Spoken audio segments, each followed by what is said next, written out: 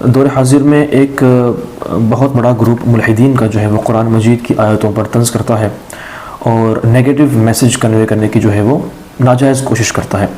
Recently قرآن مجید کی ایک آیت کریمہ پر جو ہے وہ ایک نیگیٹو میسیج کنوے کرنے کی کوشش کی گئی ہے۔ میں سمجھتا ہوں that it is important to just elaborate the exact meaning of that آیت کریمہ۔ تو آیت کریمہ سورۃ البقرہ شریف کی ہے۔ آیت کریمہ میں اللہ تعالیٰ ارشاد فرماتا ہے، بسم اللہ الرحمن الرحیم، نساؤکم حرث لکم فأتوا حرثکم انا شئتم، کہ تمہاری عورتیں جو ہیں، تمہاری بیویاں جو ہیں وہ تمہاری کھیتی ہے، تو جس طرح چاہو اپنے کھیتیوں میں داخل ہو جاؤ۔ ٹھیک ہے، یہ آیت کریمہ ہے۔ اب اس کے بارے میں جو ہے وہ بے جا اعتراضات لوگ کریٹ کرتے ہیں، ان کا کوئی سینس نہیں ہے، کوئی میننگ نہیں ہے، لیکن یہاں پر I just have to tell this technically that جو قرآن مجید کنوے کرنا چاہتا ہے وہ کسی بھی طریقے سے غلط وے میں نہیں ہے۔ تو اب سمجھنے سے پہلے میں چاہتا ہوں، میں کہ کسی مفسر کا حوالہ پیش نہیں کرتا، میں کوئی حدیث پاک پیش نہیں کرتا۔ I just have to go technically so that a person who does not believe in Quran Majid can understand what actually Quran wants to convey here۔ تو دیکھیں سب سے پہلے کیا ہے کہ آیت کریمہ کا شان نزول کیا ہے، اس کو دیکھنا بڑا ضروری ہے۔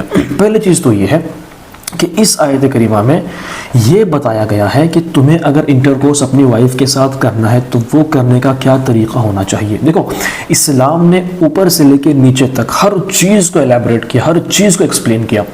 تو اب یہ چیز بھی ہمارے زندگی کا ایک بہت کروشل فیکٹ ہے جس کے بارے میں معلوم ہونا ہر انسان کے لیے ضروری ہے۔ تو اب اس بات کو سمجھانا مقصد تھا، تو اب کس طرح سمجھایا جائے؟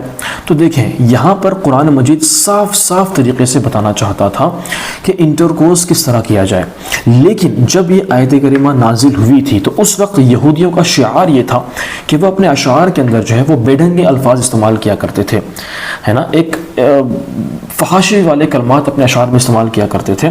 تو ایسے موقع پر جہاں پر لوگوں کے ذہنوں میں بے ڈھنگے الفاظ داخل ہیں، فحاشی والے الفاظ داخل ہیں، اس موقع پر قرآن شریف کا اس طرح سے اپنے حد میں، اپنی تہذیب میں مثال دے کر یہ سمجھانا کہ اپنی وائف کے ساتھ انٹرکورس تمہیں کس طرح کرنا ہے، یہ ایجوکیٹ کرنے کے لیے قرآن مجید نے اس طرح کی اگزامپل یوز کی ہے۔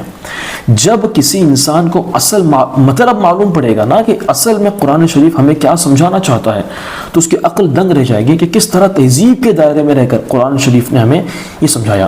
سو بی نیوٹرل، جب آپ اپنے آپ کو، اپنے ذہن کو نیوٹرل رکھیں گے تو آپ کو سمجھ میں آئے گا کہ اصل میں قرآن شریف ہمیں کیا سمجھانا چاہتا ہے۔ دیکھیں، سب سے پہلی چیز کیا ہے، نساؤکم حرث لکم، کہ تمہاری عورتیں تمہارے لیے کھیتی ہیں۔ اب کھیتی کا مطلب کیا ہے، کھیتی کا لفظ استعمال کیوں کیا؟ تو دیکھیں، سب سے پہلی چیز، میل اور فیمیل میں ہے نا، میل بچے پیدا نہیں کرتا بلکہ فیمیل بچے پیدا کرتی ہے۔ اور کھیتی کیا کرتی ہے، ایک کسان کھیتی میں بیج بوتا ہے اور ہم وہاں سے فصل کو حاصل کرتے ہیں، ہے نا۔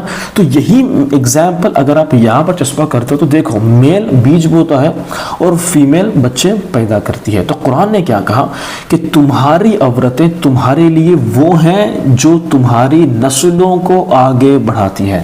That is the exact fact. یہاں پر کوئی بیڑنگ کا مطلب نہیں ہے، یہاں پر صرف بتانا مقصد یہ تھا کہ تمہاری عورتیں تمہارے لیے وہ ہیں جو تمہاری نسلوں کو آگے بڑھاتی ہیں، تمہارے لیے بچے پیدا کرتی ہیں۔ یہ تو نیچرل فیکٹ ہے، کوئی ایتھیسٹ، کوئی ملحد، a person who follows science as the religion even though، تب بھی وہ اس بات سے انکار نہیں کر سکتا۔ اب یہاں پر کیا کہا گیا، فَأْتُوا حَرْثَكُمْ أَنَّا شِئْتُمْ، تو اپنی کھیتیوں میں تم جس طرح چاہو داخل ہو جاؤ۔ یہ سیکنڈ فیکٹ ہے۔ لیکن کھیت استعمال کیوں کیا گیا؟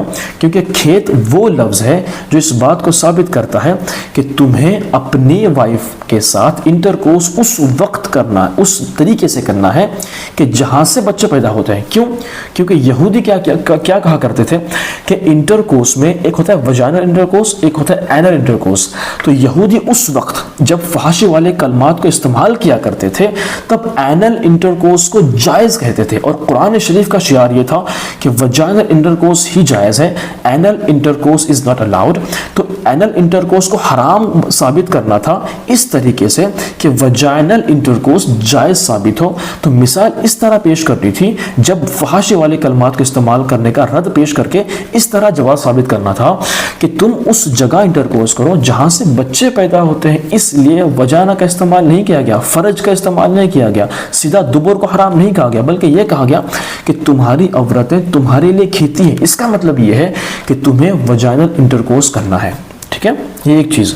دوسری بات, فَأْتُوا حَرْثَكُمْ أَنَّا شِئْتُمْ, ہے نا, کہ تمہیں جس طرح سے چاہیے تم اپنی وائف کے ساتھ انٹرکورس کرو. اب یہاں پر ظاہر سی بات ہے, یہاں پہ جو ریسٹرکشنز ہیں, کیونکہ کیا ہوتا ہے کچھ لوگ جو اعتراض یہ کرتے ہیں کہ پوزیشنز جو ہیں وہ ریسٹرکٹڈ ہیں, بھائی اسے نہیں کرنا, ایسے نہیں کرنا, اس پہ میں نہیں کرنا, اس پہ میں نہیں کرنا. تو مطلقاً کہا گیا کہ جس طرح تم پوزیشن اختیار کرنا چاہتے ہو. اب I think there is no need to explain what are the different kinds of positions we use while doing intercourse. But یہاں پر یہ بتانا مقصد ہے کہ پوزیشن کا کوئی روک تھام نہیں ہے. There is no restrictions on the positions. You have to you can use whatever the positions you are comfortable in. تو تم اپنی کسی بھی پوزیشن میں جس میں کمفرٹیبل ہو انٹرکورس کر سکتے ہو. یہ سیکنڈ اسپیکٹ میں ہے کہ وہاں پوزیشن کا کوئی جو ہے وہ رکاوٹ نہیں ہے. جس طرح آپ کو کمفرٹیبل ہو آپ اس طرح سے انٹرکورس کر سکتے ہو. اینڈ فرسٹلی اس جگہ انٹرکورس کرنا ہے جہاں سے بچے پیدا ہوتے ہیں, مطلب وجائنل انٹرکورس, نہ کہ تمہیں اینل کرنا ہے. اب دیکھو کتنی اچھی طریقے سے قرآن شریف نے اس بات کو واضح کیا, سمجھایا. اب اس کی تفصیل جو ہے we can have a big lecture on this session, but right now my intention is just to give you the information that what actually Quran wants to convey. یہاں پہ یہی سمجھانا مقصد ہے کہ تم انٹرکورس اسی جگہ سے کرو جہاں سے بچے پیدا ہوتے ہیں, which means vaginal intercourse. Secondly, there is no restrictions in the position. اب ان دو چیزوں کو دھیان میں رکھو. اور اب بتاؤ کہ قرآن شریف کون سی بیائی والی بات کرتا ہے, کون سی فحاشی بات کرتا ہے؟ نہیں, بلکہ فحاشی والے بات کو روکا اور ایگزامپل دے کے سمجھایا کہ you have to be in your life in this way. تو اس بات کو سمجھیں. اور اگر کسی کو اعتراض ہے تو قرآن شریف از ناٹ دا بک کہ آپ ایک ٹرانسلیشن پڑھ کے صرف آیت کریمہ کا میننگ ترجمہ پڑھ کے اس کو سمجھ جاؤ, ایسا نہیں ہے. بلکہ you have to delve in a very deep knowledge. آپ کو قرآن شریف کی ایک آیت کریمہ ہے لیکن اس ایک آیت کریمہ کے اندر متعدد الفاظ ہیں اور ان متعدد الفاظ میں متعدد اس کے الگ الگ میننگز ہیں.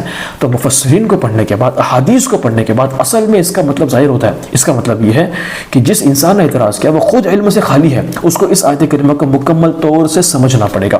جب تک نہیں سمجھے گا تب تک قرآن پر بلیم کرنا یہ اس کی خود کی بیوقوفی ہے. تو اللہ تعالیٰ ہمیں قرآن شریف سمجھنے کی مکمل طور سے جو ہے وہ فہم کی توفیق عطا فرمائے اور ہمیں حق راستے پر چلنے کی توفیق عطا فرمائے. السلام علیکم و رحمۃ اللہ تعالیٰ وبرکاتہ.